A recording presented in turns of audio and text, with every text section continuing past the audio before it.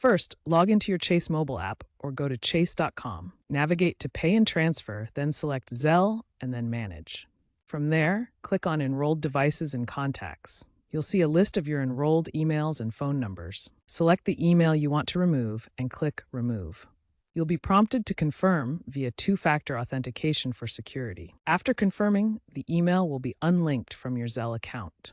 Remember that unlinking is permanent unless you re-add the email later. You can unlink emails in about 2 to 3 minutes through the app. To set a primary email for your Zelle account on Chase, start by logging into the Chase app or chase.com. Once logged in, go to the Pay and Transfer section, then select Zelle and choose Manage. In the Manage section, access the Enrolled Devices and Contacts area to see your list of enrolled emails. Select the email you want to use as primary, then choose the Set as Primary option. You can only have one primary email at a time. The primary email receives all notifications, verification codes, and transaction alerts. This ensures important Zelle communications go to your preferred address and helps reduce spam from Zelle emails.